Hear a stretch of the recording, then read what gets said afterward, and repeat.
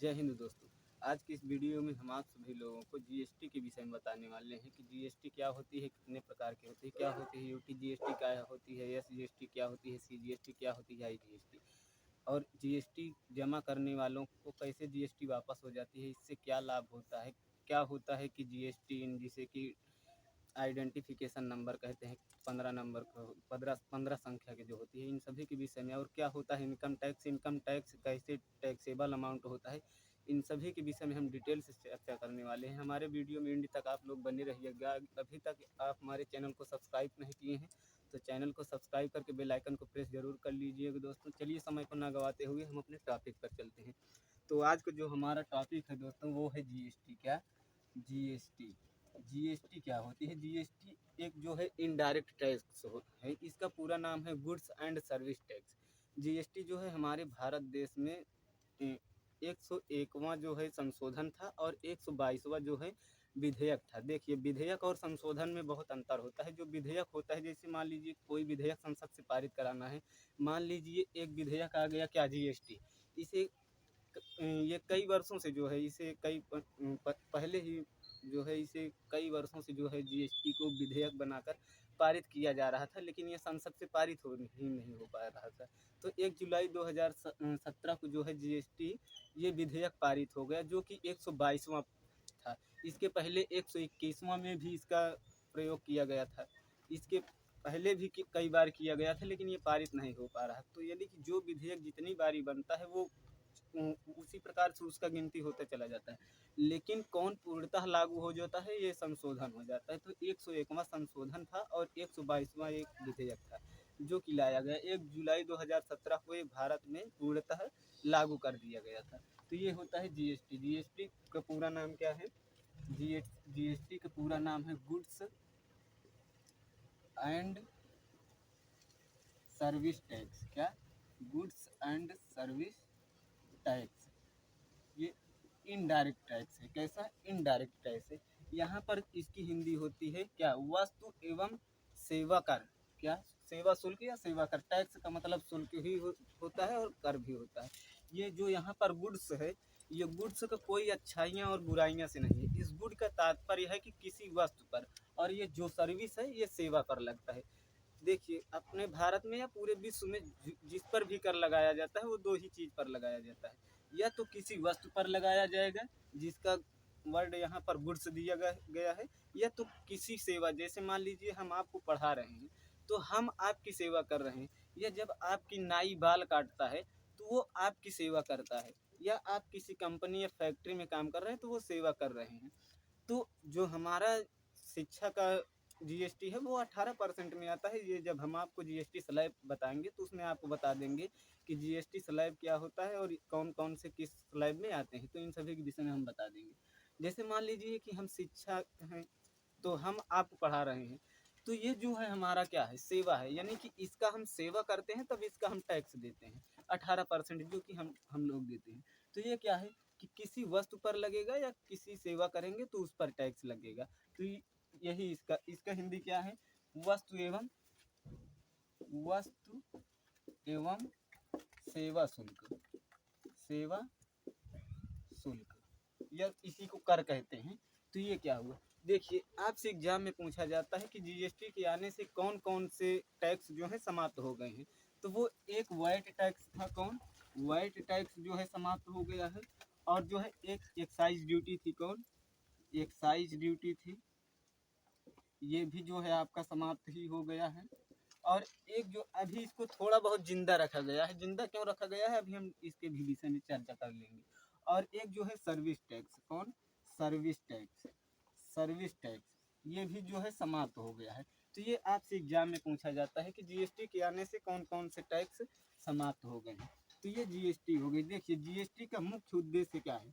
जैसे मान लीजिए कि हम कमाएं या आप कमाएं, इसमें से हम लोग जो है हम लोग से टैक्स के रूप में जो है सरकार ले लेती है। वो पैसा सरकार लेकर अपना देश चलाती है। जैसे मान लीजिए कि हम 100 रुपये कमाएं, तो 100 रुपये में से हम शिक्षक हैं तो हम जो है 18% के जीएसटी में आते हैं।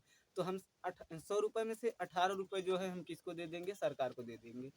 वो उसके बाद वो सरकार, जैसे मान लीजिए कि देश में भूखमरी आ गई, तो देश में भूखमरी ना आने पाए या अनाज प्रोवाइड करने के लिए जो है उस पर काम करती है कौन? सरकार करती है। उसके बाद मान लीजिए कि महामारी आ गई, बीमारी आ गई, जैसे अभी कोरोना आया था 2020 में। तो कोरोना में जो वैक्सीन लग रही थी वो फ्री वैक्सीन लग रही थी, वो सरकार के द्वारा लगाई जा रही थी, जो कि हमारे और आपके ही टैक्स से वो लगाई गई थी वैक्सीन। तो ये सभी काम करती हैं। उसके बाद बॉर्डर पे हमारे सैनिक हैं, जिनकी वजह से आज हम पढ़ा रहे हैं, आप लोग पढ़ रहे हैं। इनको जो पेमेंट किया जाता है वो सरकार के द्वारा किया जाता है, जो कि इसी टैक्स के ही द्वारा से किया जाता है। तो ये क्या होते हैं, जीएसटी का मुख्य काम यही होता है कि टैक्स लेना। अब जीएसटी में जो है, जीएसटी स्लैब पहले हम लोग देख लेते हैं। जीएसटी एक तो 0% लगती है, जो कि खेती वगैरह पर लगती है। खेती वगैरह पर जो टैक्स जीएसटी कितना परसेंटेज है? 0% है। जो दूध है, इस दूध पर भी 0% है। लेकिन जैसे मान लीजिए कि हम दूध का प्रोडक्ट बना लिए, जैसे डेयरी मिल्क हो गया, चॉकलेट हो गया, और जैसे मान लीजिए पनीर हो गया, तो इन सभी पर जो है 5% लग जाता है। कितना? 5% जीएसटी लग जाता है। और जैसे हम मान लीजिए कि तेल को, खाने वाला तेल खरीदे, तो इस पर 5% की जीएसटी लग जाती है। वैसे जैसे हम अगर मान लीजिए कि लगाने वाला तेल खरीद लिए, तो लगाने वाला तो एक फैसिलिटी हो जाएगा ना, तो इस पर जो है 12% लग जाएगा। इस पर खाने वाले तेल पर कितना? 5%, लेकिन लगाने वाले तेल पर 12%। वैसे जैसे हम आपको पढ़ा रहे हैं तो हमारे पर कितना आ जाएगा? 18% जीएसटी आ जाएगा। जैसे ये बोर्ड है, अगर चाहे वो ये बोर्ड हो, इस बोर्ड का भी हम 18% जीएसटी दिए हैं। डिजिटल बोर्ड होगा, उसका भी जो है 18% जीएसटी दिया जाएगा। वैसे जैसे लग्जरी कार हुई, जो कार हैं उस पर कितनी परसेंट लगा हुआ है? 28%। मान लीजिए कि जो बड़ी वाली टीवी है, जो नॉर्मल घर में लगती है, इस पर 18% लगता है। लेकिन जो बड़ी साइज की टीवी है, उस पर कितना? 28% का लग जाता है। कोई क्रीम पाउडर है, 28% का लग जाता है। तो ये सभी, जैसे मान लीजिए हमको एसी खरीदना हुआ, तो एसी अगर हम खरीदेंगे तो 28% जीएसटी देना पड़ेगा। वैसे अगर मान लीजिए हमें फ्रिज लेना है, तो 28% देना होगा। यही होता है, ये जो 5 प्रकार के हम आपको बताए, 0%, 5%, 12%, 18%, 28%, यही है जीएसटी स्लैब। क्या? यही है जीएसटी स्लैब। जीएसटी स्लैब यही है, इसी को कहते हैं जीएसटी स्लैब। इसमें से आपसे एग्जाम में क्वेश्चन पूछा जाता है कि निम्नलिखित में से कौन सा जीएसटी स्लैब में नहीं आता है। जैसे आपको 10% दे दिया, 9% दे दिया, तो ये सभी जीएसटी स्लैब में नहीं आते हैं। इसमें से आपको 3 ऑप्शन दे देगा। जैसे मान लीजिए कि हम क्वेश्चन आपसे कर रहे हैं कि निम्नलिखित में से कौन सा जीएसटी स्लैब में नहीं आता है। यहाँ पर हमने 9% दे दिया, 9% जीएसटी स्लैब में नहीं आता, 10% नहीं आता है। मेनली यही जो 5 है, यही है जीएसटी स्लैब। तो ये हो गई क्या? GST slab. अगर सरकार हमसे, अगर और आपसे जो है 28% से अधिक जो है टैक्स लेना चाहेगी, तो वो तो ले ही नहीं पाएगी जीएसटी के अंदर से।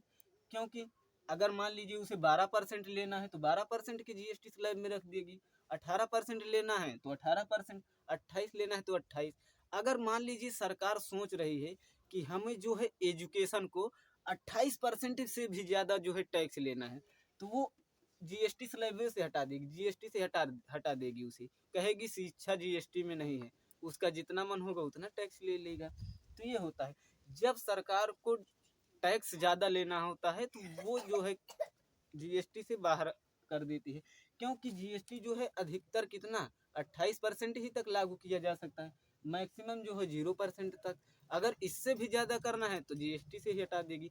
जैसे पेट्रोलियम हुआ, पेट्रोलियम को क्या किया? उसमें पेट्रोलियम को जीएसटी से बाहर रख दिया, क्योंकि सरकार को पता है कि गाड़ी हर घर में है। अब हर घर में है तो वो खड़ी तो रहेगी नहीं, कि उसको चलाएंगे लोग। जब चलाएंगे तो पेट्रोल उसमें ज़बरदस्ती डलवाएंगे, और डलवाएंगे तो उसमें से जो है टैक्स देंगे। इसलिए जो है वो 28% से ज़्यादा टैक्स मार रही है, किसमें? पेट्रोल में। जैसे शराब हुआ, शराब को अगर शराबी को शराब का नशा लग गया है, तब वो तो नशा छोड़ेगा नहीं, शराब छोड़ेगा नहीं। इसलिए सरकार कहती है ये खेत बेच कर शराब पिएगा, लेकिन शराब पिएगा, इसलिए जो है उसे भी जीएसटी से बाहर रख दिया गया है, ताकि उससे टैक्स ज़्यादा मिल सके। टैक्स ज़्यादा मिलेगा तो जो है ज़्यादा सरकार के पास पैसा जाएगा। तो ये होता है जीएसटी स्लैब होता है। अब देखते हैं कि इनकम टैक्स क्या होता है। पहले ये तो जीएसटी स्लैब हो गया। अब जीएसटी के पहले हम प्रकार देख लेते हैं। जीएसटी जो है 4 प्रकार की होती है। कौन? अब इसी में से हम जो है 4 प्रकार निकाल लेते हैं। 4 प्रकार की। एक तो होती है हमारी सीजीएसटी। कौन सी? सीजीएसटी। ये सीजीएसटी क्या होती है? ये केंद्र सरकार लेता है सीजीएसटी। जैसे मान लीजिए कि हम पढ़ा रहे हैं, तो हम जैसे पढ़ा रहे हैं तो हमारा जो है ये इस 18% के जीएसटी में आ जाते हैं। मान लीजिए अगर हमने जो है 100 रुपये कमाया, तो इसमें से जो है 18 रुपये कौन ले लेगी? सरकार। इसे हम परसेंटेज में कर दे रहे हैं। यहाँ 100%, अगर हमने 100% कमाया तो 100% में से जो है 18% जीएसटी एक वो है, जैसे संस्था है, जैसे इनकम टैक्स का एक डिपार्टमेंट है, वैसे जीएसटी का एक अलग डिपार्टमेंट है। हम ये 18% किसको दे देंगे? जीएसटी डिपार्टमेंट को दे देंगे। अब वो जीएसटी डिपार्टमेंट अपना समझे कि हमें केंद्र सरकार को देना है कि राज्य सरकार को देना है। तो वो जीएसटी डिपार्टमेंट क्या करेगी? इस 18% में से 9% किसको देगा? दे देगा सीजीएसटी दे देगा। कितना? ऐसे करेगा। सीजीएसटी बराबर कितना? 9%। उसके बाद इसी में से वो क्या करेगी? अगर हम जो है उत्तर प्रदेश यानी कि जनरल सामान्य राज्य से अगर हम पढ़ा रहे हैं या कुछ ही चीज़ का उत्पादन कर रहे हैं या बेच रहे हैं, तो वो एसजीएसटी हो जाएगा। वही अगर हम केंद्र शासित राज्य से काम कर रहे हैं तो वो यूटीजीएसटी हो जाएगा। वही अगर हम ऑनलाइन कर रहे हैं या स्टेट चेंज कर दे रहे हैं तो आईजीएसटी हो जाएगा। तो आप पूरे भारत में कहीं पर उत्पादन कीजिए, कहीं पर बेचिए, इससे केंद्र यानी सीजीएसटी पर कोई फर्क पड़ने वाला नहीं है। वो सीजीएसटी ले लेगा। अब जैसे हम उत्तर प्रदेश में पढ़ा रहे हैं तो ये चला जाएगा किसमें? ये चला जाएगा एसजीएसटी। यहाँ पर भी ऐसे करेगा कि 9%। अब यहाँ पर लिख देगा टोटल जीएसटी। कितना? टोटल जीएसटी बराबर कितना हो जाएगा? यहाँ पर 18%, क्योंकि 9% सीजीएसटी और 9% एसजीएसटी, ये दोनों मिलाकर कितना हो गई? टोटल जो है कितना? 18% हो गया। यही बिल हम लोग बना कर देते हैं और यही बिल जो है अगला आदमी भी बना कर देता है। सभी लोग यही चीज़ करते हैं। तो ये तो समझ गए होंगे कि आप अगर चांद पर या मंगल ग्रह पर जो है किसी चीज़ को बेच रहे हैं या उत्पादन कर रहे हैं तो जीएसटी वहाँ से अपना लेगा। ये जो है सेंट्रल गवर्नमेंट लेता है। इसका पूरा नाम होता है central goods and service tax, CGST का। तो ये तो आप समझ गए होंगे कि आप कुछ भी काम करिए सीजीएसटी उसमें से ले ही लेगा। अब दूसरा होता है एसजीएसटी। क्या? एसजीएसटी। एसजीएसटी क्या होता है? देखिए, जैसे मान लीजिए हम उत्तर प्रदेश में बल्ब बनाने की फैक्ट्री लगाया और उत्तर प्रदेश में ही बेच दिए। क्या? कि अगर हम उत्तर प्रदेश में बल्ब बनाने की फैक्ट्री लगाए और उत्तर प्रदेश में ही बेच दिए, तब तो ये हमारा हो जाएगा एसजीएसटी। कैसा हो जाएगा? एसजीएसटी। अगर मान लीजिए हमने जो है दिल्ली में बनाया, क्या? दिल्ली में अगर हमने बल्ब बनाया और दिल्ली में ही हमने बेच दिया, तब वो हो जाएगा यूटीजीएसटी। कैसा? वो हो जाएगा यूटीजीएसटी। यूटीजीएसटी क्यों? क्योंकि जो दिल्ली है वो तो केंद्र शासित राज्य है। अगर मान लीजिए यही हम अंडमान निकोबार में बनाते तो वो भी केंद्र शासित राज्य है, वहाँ पर भी जो है यूटीजीएसटी आ जाता।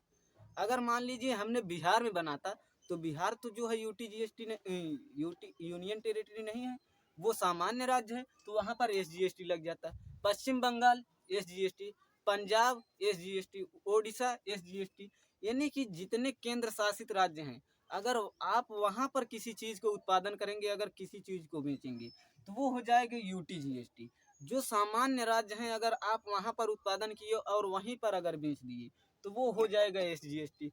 अब बताइए, जैसे हम उत्तर प्रदेश में किसी चीज़ का उत्पादन किए और उसे हम अगर बिहार बेचेंगे, यानी कि स्टेट चेंज कर दिए, तो स्टेट चेंज कर दिए तो ये किस में चला जाएगा? ये चले जाएगा आईजीएसटी। किस में? आईजीएसटी। इसका नाम होता है integrated goods and service tax.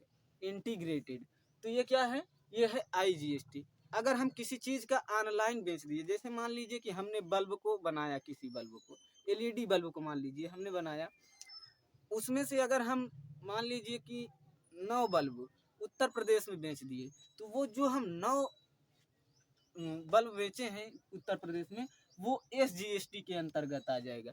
लेकिन अगर हम मान लीजिए कि 9 बल्ब जो है ऑनलाइन शॉपिंग कर दिए, यानी कि ऑनलाइन उसे हम बेच दिए, तो वो किस में चला जाएगा? वो IGST में चला जाएगा। और मान लीजिए कि अगर हम 9 बल्ब जो है बिहार या अदर स्टेट में बेच दिए या दिल्ली में बेच दिए, अदर स्टेट किसी में आप बेचिए, चाहे वो यूनियन टेरिटरी हो चाहे सामान्य, वो IGST में चला जाएगा। यानी कि जैसे ही हम उत्पादन उत्तर प्रदेश में किए और जैसे ही बेचने में हम स्टेट चेंज किए, वो IGST चला जाएगा।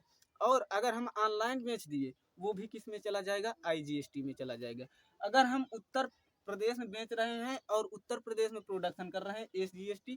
अगर यही प्रक्रिया मान लीजिए, जैसे अब हम यूनियन टेरिटरी के लिए लेते हैं, जैसे हम किसी केंद्र शासित राज्य में या दिल्ली में जैसे हमने बल्ब को बनाया और दिल्ली में ही बेच दिया, तब तो वो UTGST लगेगा। अगर मान लीजिए हम दिल्ली से बिहार बेच दिए, उत्तर प्रदेश बेच दिए, कश्मीर बेच दिए, पांडुचेरी बेच दिए, दादरा नागर हवेली बेच दिए, अंडमान निकोबार लक्षद्वीप कहीं पर हम बेच दिए, तो चाहे केंद्र शासित राज्य में हम प्रोडक्शन करें चाहे जहाँ पर करें, जैसे ही स्टेट चेंज होगा वो IGST तुरंत भाग जाएगा।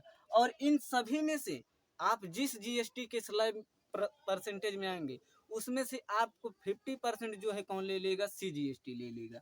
CGST का तो सगरो चलता है, चाहे यूपी बिहार आप चाहे जहाँ पर चाहे यूनियन टेरिटरी में उत्पादन कीजिए बेचिए, चाहे सामान्य राज्य में उत्पादन कीजिए बेचिए, उसमें से आधा जो, जैसे मान लीजिए कि 12% GST है तो 6% CGST ले लेगा। अगर 28% है तो उसमें से जो है 14% CGST ले लेगा। यानी कि जितना आपका GST होगा उसका 50% GST कौन ले लेगा? CGST ले लेगा। अब उसके बाद अब हम ये बताते हैं आप लोग को कि जो SGST है वो किस राज्य को दिया जाएगा। अब इसके विषय में समझते हैं। जैसे मान लीजिए कि हम यूपी में बल्ब बनाने की फैक्ट्री लगाएं और यूपी में ही बेच दिए, तो अगर यूपी में ही बेच दिए तो वो तो हमारा जो है, इसमें मान लीजिए हम 18% एजुकेशन वाले में आते हैं, 18% हमारे पर टैक्स लगा। अब हमारे पास 18% टैक्स लगा तो इस GST का जो है 9% CGST ले लेगा। कौन ले लेगा? CGST ले लेगा। इसी में से 9% अगर हम उत्तर प्रदेश में ही बेच दिए, तब वो कैसा लगेगा? तब तो वो 9% जो है SGST लग जाएगा। अगर मान लीजिए कि हमने इसको ऑनलाइन बेच दिया, अगर हम ऑनलाइन बेच दिए तो ये जो है कैसा चला जाएगा? IGST चला जाएगा। अब हमारे में ही अगर उत्तर प्रदेश में किसी भी चीज़ का उत्पादन हो रहा है तो उसको आप लोग बेफिक्र समझिए कि उस पर UTGST लगेगा ही नहीं, या तो उस पर SGST लगेगा या तो IGST लगेगा।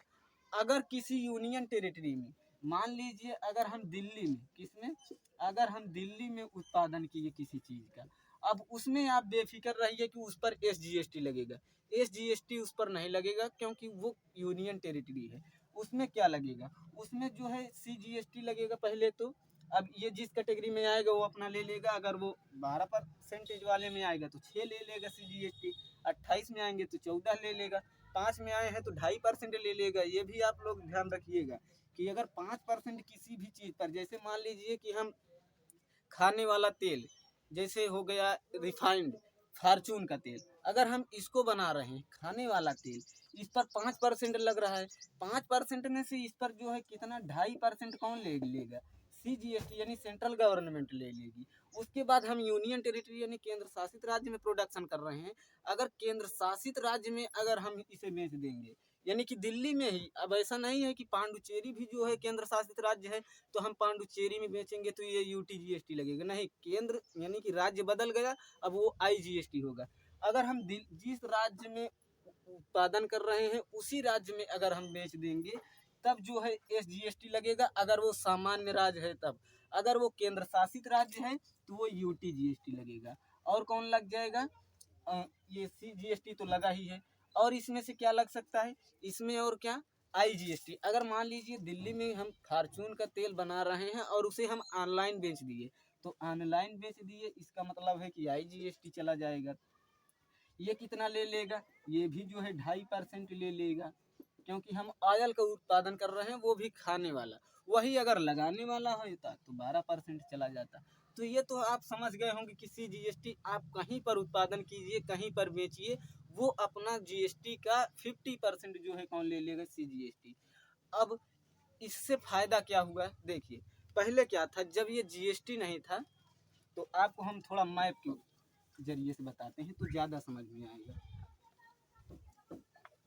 तो ये जीएसटी स्लैब तो आप लोग समझे होंगे। देखिए जैसे मान लीजिए कि ये क्या है, ये भारत है, क्या ये भारत है, मान लीजिए, मैपिंग हम सही से बना नहीं पाते हैं। ये मान लीजिए कि भारत है, यहाँ पर क्या है, यहाँ पर यूपी है, ये यूपी है, इसके नीचे बिहार है, और यहाँ पर पंजाब है। मान लीजिए कि हम किसी भी चीज़ का उत्पादन कर रहे हैं पंजाब में, पंजाब में हम किसी भी चीज़ का उत्पादन किए। अब जीएसटी के पहले का हम बता रहे हैं, तो यहाँ पर अलग टैक्स था। जैसे मान लीजिए कि उसी चीज़ पर जो हम अभी लगाने वाला तेल की बात कर रहे हैं, यहाँ लगाने वाला तेल पर यहाँ पर मान लीजिए 12% है, तो जो यूपी बिहार है वहाँ पर मान लीजिए 8% है। यहाँ पर कोई फिक्स नहीं था कि किस राज्य में कितना टैक्स था, तो मान लीजिए कि हमको तो कम टैक्स वाला राज्य चाहिए। अब पंजाब में यहाँ पर जो है 12% है, और उत्तर प्रदेश में और बिहार में 8% है। तो हमको तो टैक्स, हम तो यही चाहेंगे ना कि हम टैक्स कम दें। तो हम यूपी में जो है 8% है, हम यूपी में अपनी फैक्ट्री डाल देंगे, क्योंकि यहाँ पर हमें 8% टैक्स देना होगा। यहाँ पर हम उत्पादन करेंगे, उसके बाद हम कहाँ लेकर चले जाएंगे, पंजाब में बेच देंगे। अब यहाँ पर पंजाब में बेचे तो हमारा कितना बहुत लगेगा, जो है भाड़ा इसका जो है ट्रांसपोर्टेशन वाला खर्चा लगेगा, बस जो हम बेचने के लिए साधन करेंगे। अब क्या हुआ जीएसटी लागू होने के बाद, कि हर एक राज्य में, यानी कि पूरे भारत में एक ही वस्तु पर, जैसे मान लीजिए कि आयल लगा रहे, आयल हम बना रहे हैं लगाने वाला, तो वो किसके 12% कैटेगरी में आएगा। तो अब जो है पूरे भारत में उस पर जो है 12% का होगा। पहले क्या था कि अलग अलग राज्य अलग अलग अपना जो है टैक्स बना कर रखे थे, इसीलिए जो है वो गड़बड़ रहता था। अब क्या हुआ कि जैसे हम मान लीजिए यूपी में बनाए, यूपी में हमने बनाया और बिहार में हमें बेचना है, तो भाई उतना ही टैक्स यहाँ है, 12% यहाँ पर भी है और 12% यहाँ पर भी है। तो हम उत्तर प्रदेश में प्रोडक्शन करेंगे, उसके बाद हम बिहार बेचने जाएंगे, तो जो ट्रांसपोर्टेशन का खर्चा लगेगा वो तो हमारा फालतू लगेगा। इससे अच्छा है कि हम एक फैक्ट्री उत्तर प्रदेश में लगा दें, जो कि उत्तर प्रदेश में क्या करें, जो कि उत्तर प्रदेश में बनाए और यहीं पर बेच दे।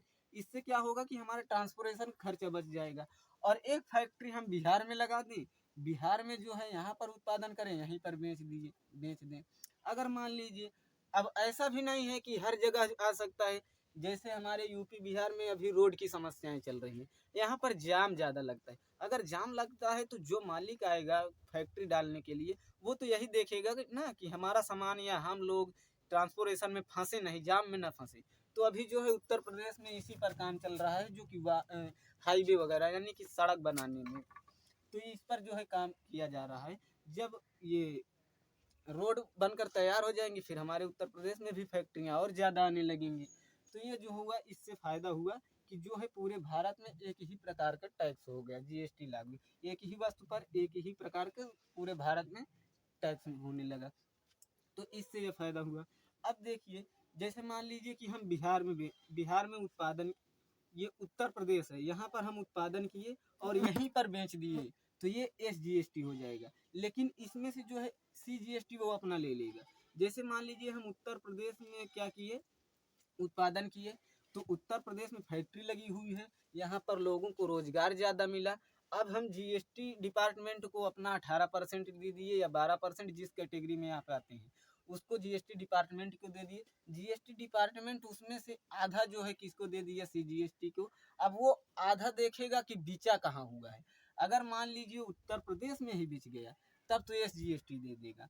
अगर वो मान लीजिए बिहार बिहार में अगर वो बिचा, या झारखंड में बिचा, या जो है मध्य प्रदेश बिचा, उत्तराखंड बिचा, जहाँ पर अगर जैसे ही स्टेट चेंज होगा वो किस में चला जाएगा, वो आईजीएसटी में चला जाएगा। अगर यही चीज़ मान लीजिए यूपी के स्थान पर ना होकर कोई केंद्र शासित हो जाता, जैसे मान लीजिए लक्षद्वीप हो जाता, कौन सा, लक्षद्वीप हो जाता, तो ये तो एक केंद्र शासित राज्य है ना। अगर यहीं पर बिचा तब वो यूटी जीएसटी लग जाता। अगर यहाँ से मान लीजिए ये जाकर दिल्ली बिच रहा है, बिहार बिच रहा है, यूपी बिच रहा है, तब वो कैसा लग जाता IGST, या यही जो है ऑनलाइन बेच दिया तो IGST, लेकिन इसमें से CGST तो अपना ले ही लेता, तो ये हो जाता है। अब देखते हैं कि जो GST भरते हैं उनको लाभ कैसे होता है, कैसे वो लोग लाभ पाते हैं, उसको छूट कैसे पा जाते हैं। देखिए अब हम लोग क्या करते हैं कि हम लोग जो है पढ़ाते हैं, तो हम लोग जो है किसमें 18% वाले में आते हैं। तो जो है जितने भी टीचर पढ़ाते हैं उन सभी लोग का एक GST नंबर होता है, जो बड़ी बड़ी संस्थाएं हैं या कोई भी कंपनी है, सभी का एक GST नंबर होता है। GST नंबर क्या होता है, GST इन होता है, क्या इन, इसका पूरा नाम होता है गुड्स एंड सर्विस टैक्स। ये क्या है, आइडेंटिफिकेशन नंबर होता है। ये कितने अंक का होता है, ये 15 अंक का होता है। कितने, 15 अंक का होता है, 15 अंक का होता है। शुरू का जो है 2 अक्षर ये बता देता है कि ये किस स्टेट का है। जैसे मान लीजिए आपको आपका जो GST नंबर होगा, हम उत्तर प्रदेश से हैं, तो हमारा GST नंबर जो होगा वो कहाँ से शुरू होगा, 9 से शुरू का जो है वो 9 होगा। और जैसे बिहार से आप हैं तो बिहार का क्या है, बिहार का 10 से शुरू होगा। वही आप अगर सिक्किम से हैं तो सिक्किम का 11 से शुरू होगा। यानी कि आप जिस स्टेट को हैं उसमें से आप लोग देख लीजिएगा कि हमारा जो है कोड क्या है। शुरू का अगर आप यूपी से हैं तो यूपी से हैं तो यहाँ पर 9 कर देगा, जी कर देगा, एच कर देगा, फिर जो है 10 कर देगा, कुछ कुछ करके ये 15 अंक बना देगा। वही अगर आप बिहार से हैं तो शुरू का 2 अंक आपका 10 होगा।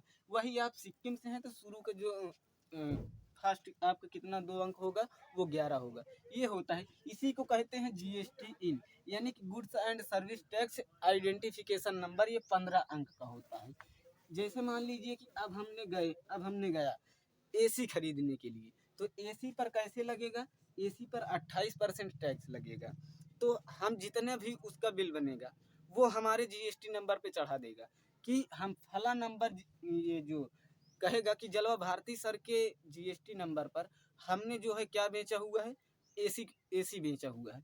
तो वो हमारा GST नंबर चढ़ाएगा और हम ये दिखाएंगे कि हम उस दुकान से, जैसे मान लीजिए कोई स्मार्ट दुकान है, तो हमने दिखाएंगे कि स्मार्ट दुकान से इस कंपनी का हमने AC लिया है और उनका हम GST नंबर दिखा देंगे। तो जब सरकार जैसे GST डिपार्टमेंट देखेगी तो वो हमारा GST नंबर अपने सिस्टम पर सर्च करेगी, वो डायरेक्ट लेकर चला जाएगा उस पर दिखाएगा, हाँ दिखाएगा कि ये GST नंबर पर इस GST नंबर से जो है मैच कर रहा है, इतने का बिचा हुआ है, इसमें से 28% GST दिया गया है। अगर उसको जरा सा भी मैच हुआ कि पैसा तो आ गया लेकिन जो है कंपनी नहीं दिखाई, पता चला कि वो स्मार्ट कंपनी है, ये कोई लग्जरी कंपनी है, तो इसमें देखेगा तो वो आपको आराम से बुलाएगा, कहेगा कि ये देखिए आपके साथ टाइपिंग में मिस्टेक हो गया है, वहाँ पर स्मार्ट कंपनी दिख रही है, यहाँ पर लग्जरी दिख रही है, तो वो आप लोग सुधार लेंगे। तो इस प्रकार से होता है। उसके बाद जैसे मान लीजिए कि हम हमारे पर अब एजुकेशन पर 18% GST है, हमने मान लीजिए कि 100 रुपये कमाया, उसमें से हमें 18 रुपये देना है। 18% का 100 का 18% कितना होगा, 18 ही होगा। तो वो 18% जब हम देने जाएंगे तो उसको हम बताएंगे कि हमने AC खरीदा था और AC खरीदा था तब हमने GST जमा किया था, कितना, 28%। तो ये हमारा जो आपको हम GST दिए हैं इसको आप हमारा वापस कर दीजिए। तो वो कहेगा वापस नहीं होगा, चलिए आप जब अगले कुछ अभी माइनस करा लीजिए, अगर ज़्यादा पड़ रहा है तो कुछ अगले मंथ में। और GST जो होता है ये हर मंथ जमा होता है, लेकिन इनकम टैक्स जो होता है वो हर 3 मंथ पर जमा होता है। यानी GST साल भर में 12 बारी जमा होता है, यानी 12 महीना। और जो इनकम टैक्स होता है वो साल भर में कितनी बारी, 4 बारी जमा होता है। तो ये होता है, क्योंकि इनकम टैक्स इसलिए समय दे देता है क्योंकि अपनी इनकम को टैक्सेबल अमाउंट तक लाने में वो आपको प्रोसेस बहुत करना पड़ता है। टैक्सेबल अमाउंट क्या होता है अभी भी इस पर हम निष्कर्ष कर लेंगे। तो ये GST तो समझ गए होंगे। अभी आप लोग एक चीज़ कन्फ्यूजन होंगे कि जो है GST कैसे वापस होता है। मान लीजिए हमने क्या, हमने कोई AC खरीदा, AC हमने कितना खरीदा, AC हमने जो है 1 लाख का खरीदा, कितने, 1 लाख का खरीद लिए हमने। AC 1 लाख का खरीदा, अब इसमें से हमने 28% दे देंगे, क्या 28% हमने दे देंगे, क्या दे देंगे, GST देंगे, क्योंकि AC पर कितना है, 28% है। तो इसका 28% कितना होगा, इसका 28% कितना होगा, 72, 72, यानी कि अब हमारे पास कितना बचा, 72,000 बचा, क्योंकि 72, 8, 80, 200, 28% इसमें से माइनस हो गया, तो ये जो है 1,00,000 का हमारे पास 72% बचा। इसमें से हम कितने दे दिए, 28%, यानी कि जो है 28,000 हमने क्या दे दिया, 28% GST दे दिया, 28% हमने GST दिया। अब GST डिपार्टमेंट को दिए हैं, अब हमसे जो है ये मतलब नहीं है कि वो CGST दिया है, कि SGST दिया, कि UTGST दिया, कि IGST दिया, वो हमको नहीं देखना है। अब वो अपना GST डिपार्टमेंट समझे, उससे हमको मतलब नहीं है। तो इसको हम कितना 28% दे दीजिए। उसके बाद मान लीजिए कि हमने 1,00,000 कमाया, किससे, 1,00,000 कमाया, 5 जीरो है, हाँ ठीक है, 1,00,000 हमने कमाया किससे, एजुकेशन पर। अब एजुकेशन पर तो 18% GST है, अगर हम 1,00,000 का 18% करेंगे तो कितना हो जाएगा, वो हो जाएगा 82,000, कितना, 82,000 होगा। तो इसमें से हम कितना 18,000 तो दे दिए किसको, 18,000 हमने दे दिया किसको, 18,000 हमने दे दिया GST डिपार्टमेंट को, लेकिन दिए थोड़ी नहीं, हम देने जा रहे हैं। अब यहाँ पर हम जाएंगे तो हमारा कितना बन रहा है, हम 18% जो 18,000 क्या देंगे, 18,000 जो है GST दे देंगे, 18,000 हमने क्या दिया, GST दिया। अब हम कहेंगे जब GST जमा करने जाएंगे अगले मंथ, तो वहाँ पर क्या कहेंगे, हम कहेंगे हमने फला दुकान से, फला GST नंबर से, फला कंपनी की हमने AC खरीदा था, तब हमने 28% GST दिया था। अब वो तुरंत उस पर टाइप करेगा कि देखते हैं कि हमारा वो GST नंबर डालेगा, उसके बाद वो डायरेक्ट लेकर चला जाएगा जहाँ से हम खरीदे रहेंगे, वहाँ से कहेगा हाँ ठीक है, ये इसने दिया था 28,000, यानी कि 28%। उसके बाद 18,000 हमको देना है, और यहाँ पर हमने कितना दिया है, 28,000 GST दिया है। तो अब ये जो हमारा 18,000 है, ये हमारा माफ़ हो जाएगा, कहेगा कि चलिए अब कि आप जो है GST मत दीजिए। लेकिन अभी भी तो हमारा 10,000 बचा हुआ है, तो 10,000 बचा हुआ है, तो हम कहेंगे कि 10,000 मेरा दे दो हमको, तो वो कहेगा नहीं मिलेगा नहीं, आप इसको अगले महीना में कटा दीजिएगा। जैसे आप लोग क्या करेंगे कि अगर किराए पर रूम लेकर रह रहे हैं, तो अगर अपने किराएदार को आप 4 महीना पहले का जो है रूम भाड़ा दे दिए हैं, तो उसको आप फिर थोड़ी नहीं कहेंगे कि हम छोड़ के जा रहे हैं हमको दे दे, वो कहेगा कि और रह लीजिए आप, अगले महीना आप ले लीजिएगा।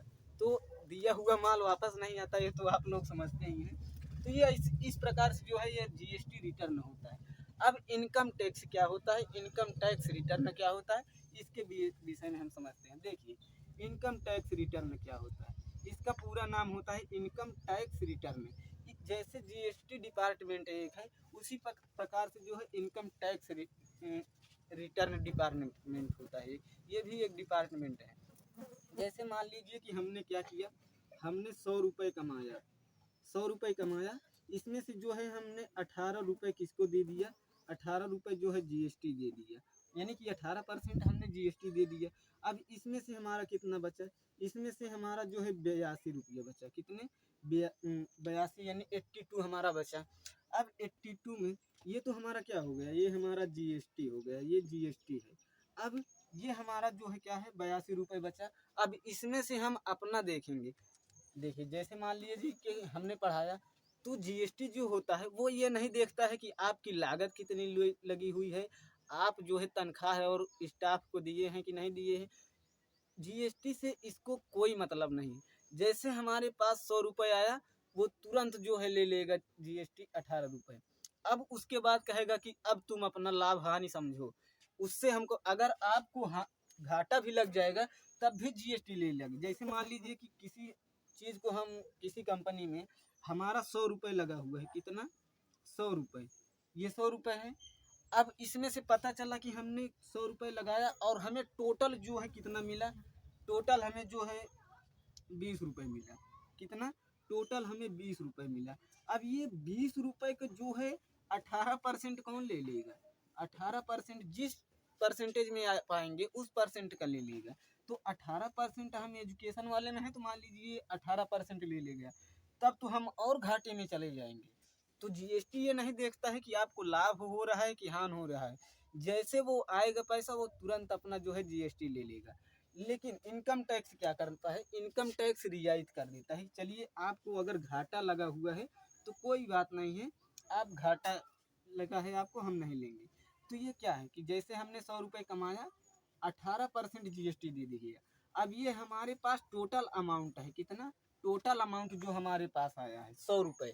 अब इसमें हम कितना स्टाफ को दिए, स्टाफ को नहीं दिए, उससे कोई मतलब नहीं है। देंगे या नहीं देंगे, हमें घाटा लग रहा है मुनाफा लग रहा है, इससे उसको मतलब नहीं है जीएसटी से। तो ये 18 रुपये निकल गया, हमारे पास बचा 82 रुपये। अब 82 रुपये में से इसमें से कुछ चीज़ इनकम टैक्स कहता है कि तुम काटिए। जैसे मान लीजिए यहाँ पर हमें कुछ घर दुआर चलाने के लिए, अपना खर्चा चलाने के लिए, यानी कि उस कंपनी को चलाने के लिए, जैसे मान लीजिए कि हमारी संस्था है पढ़ाने की, तो हमारी संस्था में कुछ तो खर्चा लगेंगे। जैसे मान लीजिए कि संस्था को चलाने के लिए हमको क्या चाहिए, स्टाफ की ज़रूरत है, तो इसमें स्टाफ की सैलरी वगैरह हो जाता है। वो कहता है कि स्टाफ को सैलरी आप निकाल दीजिए। उसके बाद कहता है कि आप लोग चाय पानी भी पी करे होंगे, खाना वगैरह भी खाए होंगे, उसको भी निकाल देता है। यानी कि यहाँ पर क्या चाय पानी या व्यवस्था कर देते हैं। चलिए यहाँ पर व्यवस्था हो जाता है, इसको कहता है चलिए निकाल दें। और आपका जो भी निकलता है, मान लीजिए कि इसमें से मेरा 10 रुपये जो है कंपनी को चलाने में लगे, यानी कि संस्था को चलाने में कितना 10 रुपये, तो यहाँ से जो है 10 रुपये और माइनस कर देते हैं 10 रुपये। अब 82 का कितना हुआ 72 रुपये बचा। अब इस 72 रुपये पर जो है क्या होगा कि इस पर आएगा इनकम टैक्स, क्या ITR, इनकम टैक्स रिटर्न। अब वो कहेगा हमें इस 72 रुपये का हमें आप जो है इनकम टैक्स दीजिए। जैसे आपको हम जीएसटी स्लैब बताए हुए हैं, इसी प्रकार से होता है income tax slab. Income tax slab क्या होता है, वो कितने में होता है, वो भी 0% होता है, और 5% होता है, और 10% होता है, और कितना होता है 15% होता है। कितना 15% होता है, 20% होता है, और कितना होता है 30% होता है। यहाँ पर जो है 25% नहीं होता। देखिए इनकम टैक्स, ये तो हमारा ITR स्लैब है, कैसा है, यानी कि इनकम टैक्स रिटर्न स्लैब है। और ये क्या है, ये है GST स्लैब है। तो ये आप लोग ध्यान दीजिएगा। देखिए जीएसटी स्लैब जो है वो 0%, 5%, 12% और 18%, 28% होता है। और इनकम टैक्स रिटर्न स्लैब जो होता है वो 0% होता है, 5% होता है, 10% होता है, 15% होता है, 20% होता है, लेकिन 25 नहीं होता। 25 के बाद डायरेक्ट 20 के बाद डायरेक्ट क्या आ जाता है 30% आ जाता है। तो इसमें से भी आपको क्वेश्चन पूछा जाता है कि इनकम टैक्स स्लैब में कौन सा नहीं आता है। जैसे मान लीजिए कि ऐसे पूछेगा कि निम्नलिखित में से कौन सा स्लैब जो है इनकम टैक्स स्लैब में नहीं आता है, तो यहाँ पर आपको 25% का दे देगा, कहेगा 25%। इसमें मान लीजिए आपको क्या क्या दे, 15 दे दिया, 20 दे दिया, 30 दे दिया, उसके बाद इसमें 25 भी दे देगा। तो ऑप्शन नंबर सी 25 नहीं रहता है ये। तो ये हो गया, इस तरह से जो है ये ITR अपना टैक्स ले लेता है। ये भी रिटर्न कर देता है, जो कि और भी बहुत सारे प्रोसेस होते हैं जो कि हम आपको किसी अन्य वीडियो में बता देंगे। तो अभी हमारा मेन फोकस क्या था, मेन फोकस था हमारा जीएसटी का पूरा नाम होता है गुड्स एंड सर्विस टैक्स। 1 जुलाई 2017 को भारत में पूर्णतः लागू हो गया था, जो कि 101वां संशोधन और 122वां विधेयक था। तो ये हो गया जीएसटी। जीएसटी जो है कितने 4 प्रकार के होते हैं। CGST, आप कहीं पर उत्पादन कीजिए पूरे भारत में, और कहीं पर पूरे भारत में बेचिए या इंटरनेशनल लेवल पर बेचिए, उससे कोई फर्क नहीं पड़ता है, वो अपना ले लेगा CGST, जो कि जीएसटी का 50% लेता है। अब वो ये देखेगा कि जिस राज्य में आप उत्पादन कर रहे हैं, अगर उसी राज्य में आप बेच रहे हैं, और वह राज्य जो है अगर सामान्य राज्य है तो SGST लग जाएगा। अगर वही राज्य जो है केंद्र शासित राज्य है, यूनियन टेरिटरी है, तो वो UTGST लग जाएगा। उसके बाद अगर ऑनलाइन आप शॉपिंग कर रहे हैं, यानी कि ऑनलाइन अगर आप बेच रहे हैं, तब उस पर IGST लगता है। और अगर मान लीजिए कि जहाँ पर उत्पादन किए आप, उससे जो है अदर स्टेट में आप बेचना चाहते हैं, तो IGST लग जाएगा। तो ये होता है। उसके बाद GST in, goods and service tax integrated number, ये जो है आइडेंटिफिकेशन नंबर, ये क्या होता है, ये जो होता है 15 अंक का एक, जैसे आपका आधार नंबर होता है उसी प्रकार से आपका जीएसटी नंबर होता है, ये यही जीएसटी नंबर होता है। जीएसटी नंबर में शुरू का 2 अंक या 1 अंक आपको बता देता है कि आप किस राज्य से जीएसटी नंबर ले रहे हैं। जैसे मान लीजिए कि आप उत्तर प्रदेश से हैं 9, अगर आप बिहार से हैं तो शुरू का 2 अंक 10, अगर आप सिक्किम से हैं तो शुरू के 2 अंक 11। ये सभी जो है जीएसटी नंबर होते हैं। तो ये तो आप समझ गए होंगे कि जीएसटी इन क्या होता है। अब जीएसटी रिटर्न कैसे होता है, ये भी हम आपको प्रोसेस बता दिए हैं कि अगर आपके पास जीएसटी नंबर है और आप किसी जीएसटी नंबर से खरीदे हुए हैं तो जितना परसेंट आप उस वस्तु पर जो है, वस्तु को खरीदने में आप जीएसटी नंबर जमा किए होंगे, तो आप जो, जैसे आप अपने इनकम का जो है जीएसटी देने जाएंगे तो वहाँ पर आप बताएंगे कि इतना आया हुआ था, हमने जमा किया था, अब मेरा उसको माफ़ कीजिए, तो वो उसमें से माइनस कर देगा, कहेगा फिर आपका अगर बचा रहेगा कहेगा नेक्स्ट में, और भी बचा रहेगा कहेगा नेक्स्ट मंथ में। और जीएसटी जो है ये हर मंथ जमा होता है, लेकिन इनकम टैक्स जो है वो जो है 3 मंथ पर जमा होता है। इसलिए जमा होता है क्योंकि यही है टैक्सेबल अमाउंट। जैसे हम आपको बताया कि हमने 100 रुपये कमाया, इसमें से आते ही 18 रुपये हमारा कौन ले गया, जीएसटी डिपार्टमेंट ले लिया। उसके बाद हमारा बचा क्या, 82 रुपये। अब इसमें से मेरा, यानी हमको कमाने में कितना हमारा खर्चा लगा था। जैसे हम कोचिंग चला रहे हैं तो कोचिंग चलाने में कितना खर्चा लगा हुआ है, हमने एसी लगवाया कोचिंग में, ये मेरा माफ़ हो जाएगा, हमने चाय पानी किया वो माफ़ हो जाएगा, स्टाफ को सैलरी दिया वो माफ़ हो जाएगा, हमने लेखा जोखा करने के लिए बुक खरीदा वो हमारा माफ़ हो जाएगा, उस छूट हो जाएगा। उसके बाद मान लीजिए मेरा 72 रुपये बचा हुआ है, तो ये जो 72 रुपये है यही है आपका टैक्सेबल अमाउंट। तो आपको जो है जीएसटी में तो कोई फर्क नहीं पड़ता, 100 रुपये या 18 रुपये जीएसटी डिपार्टमेंट को तो कोई मतलब नहीं है आपसे। लेकिन ये जो इनकम टैक्सेबल है, आपको सबसे दिक्कत होता है कि क्या, अपने इनकम को टैक्सेबल अमाउंट तक लाने के लिए जो भी प्रोसेस करना पड़ता है, इसलिए जो है वो आपको 3 महीना का समय देता है कि आप 3 महीने में अपना टैक्सेबल अमाउंट बना लीजिए। उसके बाद जो है आईटीआर होता है, तब आप हमें जमा कर दीजिए। अगर मान लीजिए जैसे हम संस्था चला रहे हैं, अगर इनकम टैक्सेबल जो इनकम टैक्स का डिपार्टमेंट है उसे लगा कि कुछ 2020 में जलवा भारती सर के जो टैक्सेबल अमाउंट था उसमें कुछ गड़बड़ हो गया, तो आएगा आएगा तो कहेगा ये बताइए जलवा भारती सर, आपने 2020 का जीएसटी इनकम टैक्स तो जमा कर दिए थे। हमने कहा हाँ जमा कर दिए। उसके बाद वो आएगा, कहेगा कि हमें डाउट है कि आप जमा तो किए हैं ज़रूर, लेकिन आपका जो ये डाटा है ये हमको सटीक नहीं लग रहा है। उसके बाद वो आएगा तो कहेगा हमें दिखाइए, तो हम 2020 का दिखाएंगे। अब तो जो है मान लीजिए कंप्यूटर वाला सिस्टम है, डायरेक्ट आप उसमें सेव कर दीजिए 2020 का अलग, 2023 का अलग, 2020-22 का अलग। तो अब तो नहीं, पहले जो है क्या कि लेखा जोखा होता किस में, कापी किताब में, तो कापी आप उसको फाइल आप अपना रखी रहिए। तो वो हमारे पास मान लीजिए कि आया क्या करने, चेक करने, जांच करने, और वो लग रहा है नहीं हम जलवा भारती सर को फंसा ही देंगे किसी न किसी में, और इनको जेल भेज कर ही रहेंगे, तो वो कहेगा हमको गड़बड़ लग रहा है।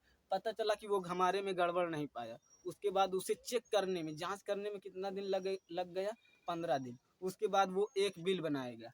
क्या बिल बनाएगा, कहेगा इसको आपकी जांच करने में हमें 1 लाख का क्या हुआ है हमने 1 लाख का आपके पास मजदूरी कर दी है, यानी 1 लाख का बिल बना देगा।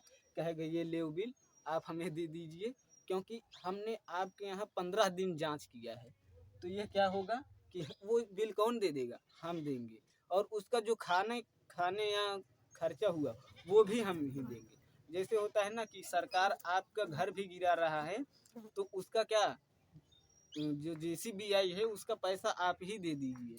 तो ये होता है। अगर मान लीजिए कि वो चाह रही है कि मेरी संस्था को उजाड़ना है, तो आई जो जेसीबी है आई, उसको जेसीबी गिराया, उसके बाद वो बिल सरकार कहेगी जेसीबी वाले को अपना बिल बनाइए, तो वो जेसीबी वाला कहेगा सरकार का बिल बनाना है, बना दीजिए 30,000। वो 30,000 बनाया, उसके बाद वो हमें दे देगा, सरकार कहेगा ले ये आपका घर तोड़ने में 30,000 जेसीबी के लगा हुआ है, इसे आप दे दीजिए। और अगर मान लीजिए कि किसी मोहल्ले वाले को दिक्कत हो रहा है, जो घर टूटा हुआ है, उससे उसके रोड़ा लग रहा है, वो कहेगा इसको हटा दीजिए, सरकार कहेगा ये जो घर गिरा है इसको हटा रहे हैं कि मैं अपना आदमी लगा कर हटवा दूँ।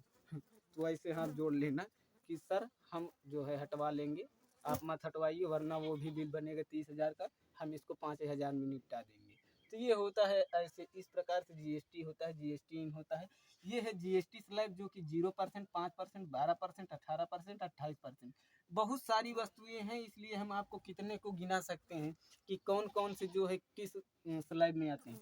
जैसे हम आपको बता देंगे कि जो खेती है और मिल्क है यानी दूध है, इस पर 0% का जीएसटी होता है। और जो लगाने वाला तेल है, या मान लीजिए जो मिल्क प्रोडक्ट है, जैसे डेयरी मिल्क हुआ या पनीर हुआ या रसगुल्ला हुआ यानी छेना जो आप लोग कहते हैं, उस पर कितना लगता है? 5%। वही अगर मान लीजिए कि लगाने वाला तेल है, जैसे मान लीजिए कि लगाने वाला तेल, तो वो उस पर कितना आ जाता है? 12% आ जाता है। शिक्षा पर जो है हाईएस्ट कितना है? 18% जीएसटी लगी हुई है। और जो है लग्जरी जितने भी चीज़ हैं उस पर कितना लगता है? 28% का। तो ये 18% जीएसटी लगा हुआ है एजुकेशन पर। इंडिया में हाईएस्ट सेकंड ऐसा टैक्स है कि जो पर शिक्षा पर लगा हुआ है। इस पर के अब बताइए कि जैसे मान लीजिए हमने जितना अधिक सरकार शिक्षा पर जीएसटी लगाई हुई है, शिक्षा उतनी ही महंगी होगी। जब महंगी होगी तो इस पर गरीब पढ़ ही नहीं पाएंगे, अमीर लोग पढ़ पाएंगे। और इस पर जो है खास करके महिलाओं को दिक्कत है। जैसे मान लीजिए कि किसी व्यक्ति के एक लड़का है और एक लड़की है, तो लड़का को तो मान लीजिए कि सभी लोग पढ़ा देते हैं, चलिए ये पढ़ेगा तो पढ़ लिख कर नौकरी पाएगा, ये हमारे ही घर में रहेगा, तो जो है हम ही लोग को कमा कर देगा।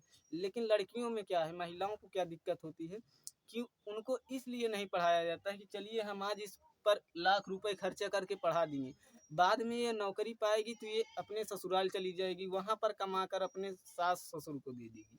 इसलिए जो है उन्हें पढ़ाया ही नहीं जाता है। तो इस पर कुछ न कुछ तो कम करना चाहिए। जैसे मान लीजिए कि पहले तो शिक्षा पर 18% जीएसटी होना ही नहीं चाहिए।